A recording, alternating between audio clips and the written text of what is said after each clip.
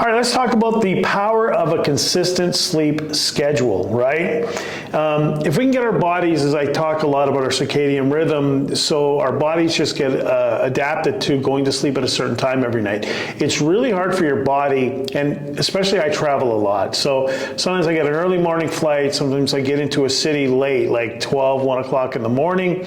You know, the first half of my life, I was a pro wrestler, so we were up at all hours, and the problem with that was we might get home from a show to the hotel, you're still full of adrenaline, you're trying to go to sleep, and you might have like a 6 or 7 o'clock flight in the morning. You're not getting any sleep. Unless you had a day off, you weren't going to bed early. So I really understood this when I was young. When I was young, I didn't have type 2 diabetes and had a lot of energy and everything else. Now, as I've aged, I really look to be maximize my time and make sure I'm in the right mode. So the importance of a regular bedtime and wake-up time is huge for us, right? You have to be very consistent. Irregular sleep patterns, they affect our blood sugar and energy levels. We talked a little about that in the last video. So, you know, you want to have a good reading in the morning, but you also want to have energy for the day. And not only the energy, but the brain fog, right? We want to make sure we're thinking clearly, make the best decisions for us, and things like this as the day goes on. So think about that. But just getting that consistent wake-up time, bedtime is very good for us. Very, very good to us. And weekend sleep habits matter just as much as weekdays do.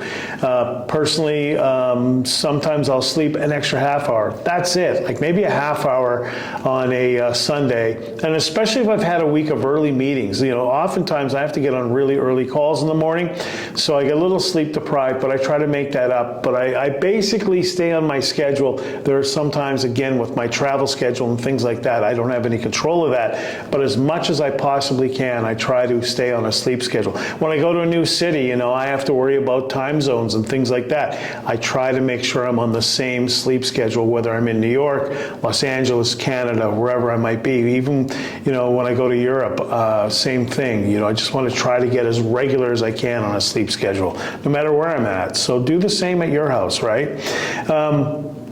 Inconsistent sleep confuses your body's internal clock, and that leads to poor sleep. Again, when I talk about our internal clock, the sleep patterns that we do, getting that sunlight in your eyes, set your clock so your body knows when to go to sleep, when to stay up, right? So if you set a schedule that improves your melatonin production, helps you fall asleep faster. Nothing worse than laying in bed for hours. We've all done it, right? So if we can fall asleep faster, the bed should be for sleeping, right? We know that when we hit that bed, this is going to be for sleeping. If you lounge in your bed all day or on all different times, find a different spot in your house. Keep the bed for sleeping so your body understands and recognizes it. That's another big tip, by the way, right? Waking up at the same time improves energy and metabolic function, right? Because your body's going to start internally waking up before you wake up. It knows generally when you wake up, so it's going to start giving you some energy, just so you understand. That's why we have those morning numbers a little higher than the evening numbers. Your body is actually putting a little energy into it, so when you get up in the morning, you've got some energy to go with. That's why the morning numbers is always the last ones to come down on your blood sugar scale, right? And so we want to make sure we're getting up at the same time every day so we can get as productive as we possibly can.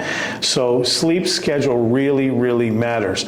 So set a consistent bedtime and wake-up time, even on weekends, right? You know, we have to get as consistent as we possibly can. Like I said, I might go wild and sleep an extra half hour on a Sunday. I mean, I might, but oftentimes I don't. Like, my body just wakes up. I don't even need an alarm. I mean, my body just knows to wake up, which is a great sign I'm getting consistent sleep, and that's what you should really strive for. Again, it goes back to your blood sugar readings. How do they look, right? These are all things we can tweak in our world to get better blood sugar results. Use a gentle alarm instead of a loud, jarring one. We've all seen the videos, you know, somebody comes in with a truck horn and blows in the room and the person jumps 3 feet in the air. Now, I wear an Apple Watch. It tingles on my wrist when it's time for me to get up. It's very light tingly, but it's funny how attuned you get to it, right? On my phone, it's got birds chirping, and it's funny how that you just get so dialed into that. So you don't want to be jolted out of bed, but just get a tingle, get up. Another big thing is when the alarm goes off, get up. Don't lay around around for 10 or 20 minutes. Goes off, get up, get that day going. I bounce out of bed. I'm always ready to go. So I want you to be like me in that respect. Please jump out of bed and get ready to go. And then getting morning sunlight exposure within 30 minutes of waking up resets your circadian rhythm. I've been talking about this and talking about this, talking about this. Get that sunlight. You can't do it with the glasses. You can't do it through a window. So just get the direct look into the skyline. I'm telling you, you won't believe what a difference that makes. So that's really, really big. So set a bedtime alarm for the same time every night. Mine is set on my iPhone, and it gives me a sleep countdown. And then it'll turn my phone into a sleep mode, and it lets me know every night. So if I'm running a little bit behind, it's a good wake up reminder for me, like, hey, dummy, go get into bed. It's time for you to go to sleep. So no, it doesn't talk to me like that, but it does help me set my patterns, because otherwise, sometimes I could go on and on. I'm a very creative person, so I can work easily late into the night, but I try to stay on a schedule for my blood sugar and my type 2 diabetes, and I highly recommend you do the same thing. So let's think about scheduling, and let's think about consistency with our sleep.